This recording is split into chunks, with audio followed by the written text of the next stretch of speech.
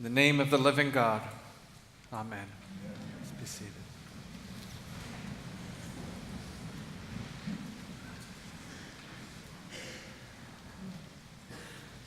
Charlotte Bacon, Dylan Hockley, Ana Marquez Green, Josephine Gay.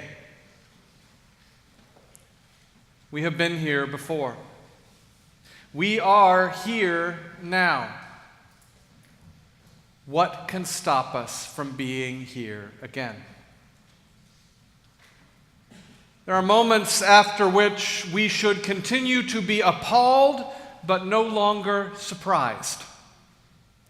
For our nation, one such moment was on December 14, 2012, when 20 first graders were gunned down in their classrooms at Sandy Hook Elementary School.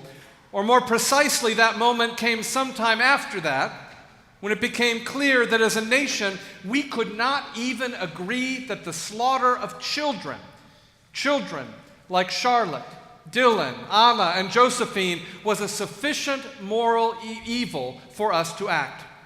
The moment we decided that the murder of children is an acceptable part of American life. There have been other such moments. The unindicted murder of Tamir Rice, a black child innocently playing in a park, made it clear that as a nation, we are just fine with police violence and the extrajudicial killing of people of color. I'm not sure when we as a nation decided it was acceptable to abandon people struggling with mental illness and poverty, but surely it was around the time we embraced President Reagan's racist caricature of black welfare queens and his dumping of tens of thousands of mentally ill persons onto the streets of our cities. Maybe it was Katrina when we decided we were just fine with climate change, as long as the effects were primarily felt by people of color living in poverty. But either way, what is happening now to our compatriots in Puerto Rico, while certainly appalling, shouldn't be surprising. Maya Angelou said, "When someone shows you who they are, believe them the first time." And unfortunately, we have shown as a nation who we are. And so despite all the hand-wringing and cries of how many thoughts and how much prayer are with the victims of the gun massacre du jour, where we continually find ourselves is certainly appalling, but absolutely should not be surprising. We have been here before. We are certainly here now. What can stop us from being here again? The answer, of course, is that's not the whole story. As surely as Brian Stevenson is right that each of us is more than the worst thing we have done, so too as a nation we know that we are more than this. We know that we are, or at least can be, better than this. And yet we have lost our way. And I suppose looking at history, you could argue we never found it to begin with. We are more than this. We are better than this. And yet those better angels of our nature whose touch President Lincoln longed to swell in us the chorus of union seem almost daily drowned out by the clink of the coin and the crack of the gun. The Reverend Dr. William Barber reminds us every progressive movement, every progressive idea that has taken root in this country and around the world had a deep moral underpinning. Whether it was the abolition movement, the civil rights movement, Theodore Roosevelt 100 years ago saying that we needed universal health care as a moral issue. Whether it was the New Deal, women's suffrage, always there was a revival of our moral center and our moral core. We have a moral crisis in our country. When our reaction to mass shooting is a debate about whether guns is even an appropriate topic for discussion, it is clear whatever moral core we might have had as a nation has disappeared. We are paralyzed by division. And where there is a vacuum of morality and direction, evil and opportunism will flourish, and the NRA and gun industry are certainly multi-billion-dollar examples of both. Dr. Barber is right. We need a moral revival in this nation, and it is up to us. We need, in his words, to be the moral defibrillators of our time, to shock the heart of this nation. We need a moral revival in this nation, and it is up to us because we have been here before, and we can do it again. And we need look no further than this morning's reading from the book of Exodus as our guide. Exodus is about the making of a nation. Rabbi Joseph Ber Soloveitchik points out that at the beginning of Exodus, Pharaoh calls Israel an Am, a people.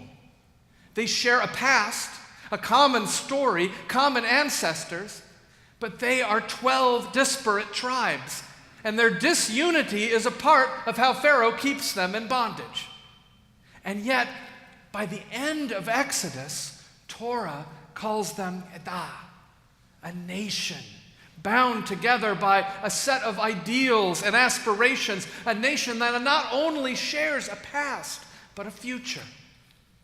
When the people of Israel first enter the wilderness, they have been freed, but they still have a slave mentality.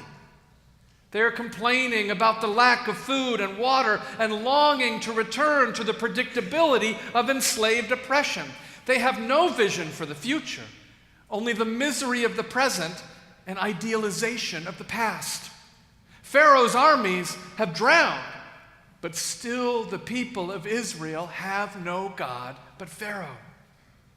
The people need a new organizing principle, something that will remind them that they are no longer enslaved, that they are more than that they are better than that. Something that will remind them who they are, whose they are, and how they are meant to be with one another.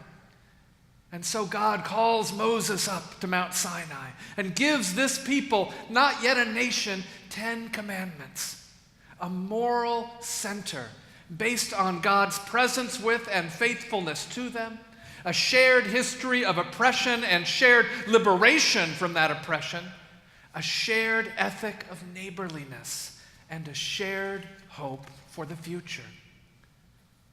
But it was not enough for the people just to be given the words. They had to make it theirs. And so Rabbi Jonathan Sacks writes that it is at this point that Moses commands the people to construct the tabernacle. And this is the stroke of genius. It is as if God had said to Moses, if you want to create a group with a sense of collective identity, get them to build something together. It's not what happens to us, but what we do that gives us identity and responsibility. What transformed the Israelites is not what God did for them, but what they did for God.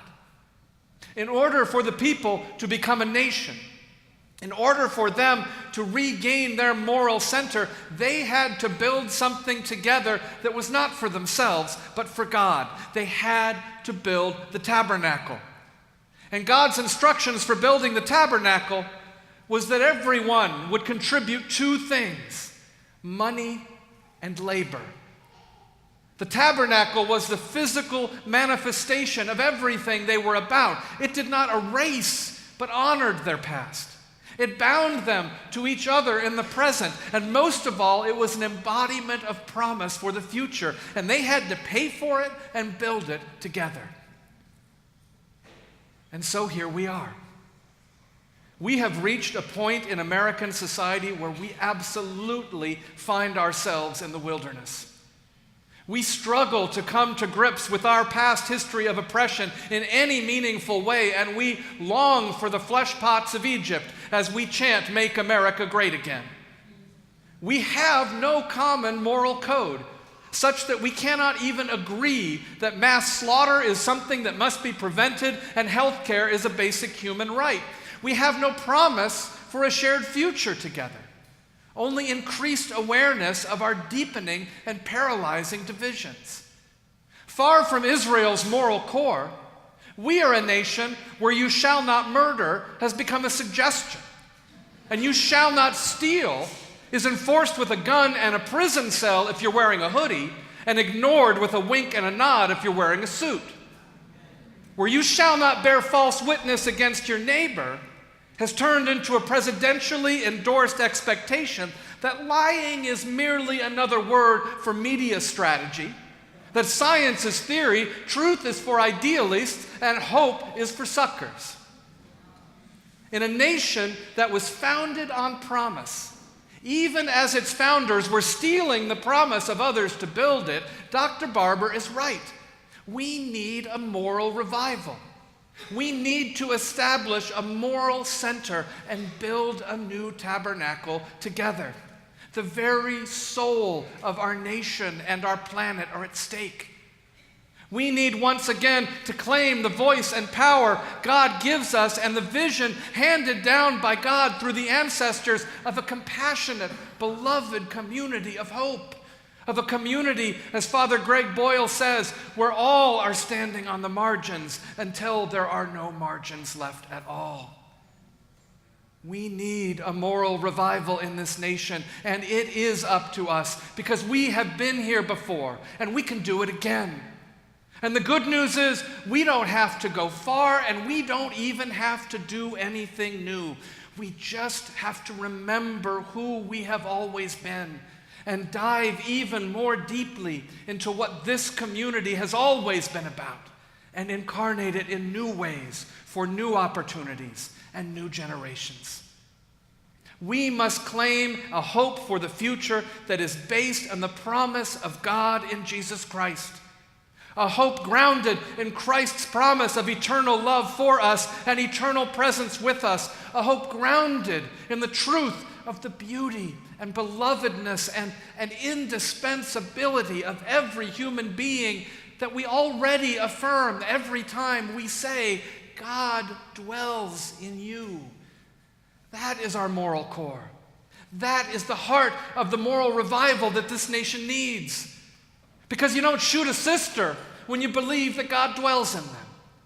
You don't deny a brother health care when you believe God dwells in them. You don't let a gender non-conforming sibling get beat up and left for dead when you believe God dwells in them.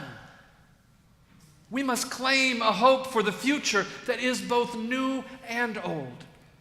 A hope grounded in God's vision of beloved community gathered from every tribe, language, people, and nation, and given for the life of the world that we already affirm every time we say, whoever you are and wherever you find yourself on your journey of faith, you are welcome to come to Christ's table to receive the gifts of bread and wine made holy. That is our moral core. That is the heart of the moral revival this nation needs. Because you can't run a school-to-prison pipeline and a people-to-table pipeline at the same time. You can't bless the gift of people's love and legislate against that same love at the same time. You can't at the same time have a table open to all and gentrified neighborhoods that are closed to all but the few. That is our moral core. That is the heart of the moral revival that this nation needs. And just as it was for the people of Israel, words will not be enough for us either. If we are to be not just a group of disparate people, beloved as we are, but a nation, if we are to move from Am to Edah, we literally must build it together. It is not enough for each of us and all of us just to say, yeah, these things sound good to us. We must, as our ancestors did before it, give to it from our money and let it be birthed from our labor. Today we begin our annual giving campaign. And this year our theme is our stories. It is a theme that recognizes, as our ancestors in the desert did, that our stories are sacred. They have shaped us, blessed us, sometimes scarred us, and yet through it all made us who we are today. It is a theme that recognizes that we come from many different places and have many different stories. And God's dream for us is to make of those stories a wonderful nation where nothing is lost of their unique beauty, and they are organized like voices in a choir to create beautiful harmonies together. It is a theme that recognizes that our stories are just getting started, and that as we take our disparate stories and write them together with God at the center, we can become the dream God has, not just for this community, but for the world. And we know from the ancestors that this is only possible if we not only accept the words, but build the tabernacle. And so we must give. We must give with such generosity, such fearlessness, such reckless abandon that the NRA, those who would deny health care to women and people in poverty, those who have lined their pockets through mass criminalization and mass incarceration of black and brown America, legislators and cheerleaders of homophobia, biphobia, and transphobia, we must give with such generosity, fearlessness, and reckless abandon that they hear the choirs of Jesus getting louder and louder, and they know that with deep abiding love, we coming for y'all. Give generously, fearlessly, and joyfully of our money and our labor to incarnate that moral center in this community so we can take it into the world. Yes, we have been here before. We certainly are here now. So what will stop us from being here again? We will stop us. God will stop us. For it is time for a moral revival. It is time for a revolution of love. It is time together to build a new tabernacle in the desert, and we are just the people to do it. Amen.